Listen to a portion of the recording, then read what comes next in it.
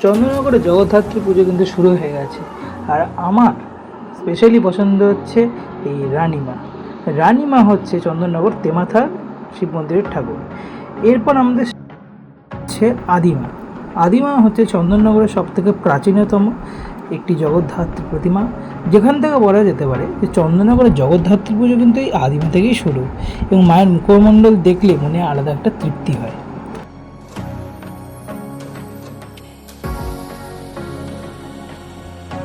আদিমা দেখা হয়ে গেলে এবার তাহলে কাপড়ে পট্টি অর্থাৎ মেজমা। চন্দননগরের প্রায় 253 বছরের পুরনো এই ঠাকুরটি। এরপরে চলে আসুন হীরের সাজে মাকে দেখতে। হ্যাঁ, ঠিকই বলছি, হীরের সাজ।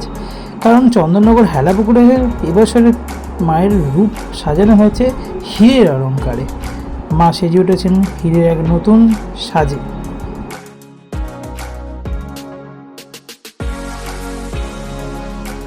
অপরূপ এই জগদ্ধাত্রী মূর্তি দেখলে আপনাদের মন তো প্রসন্ন হবেই, মনে হবে ভক্তি হবে।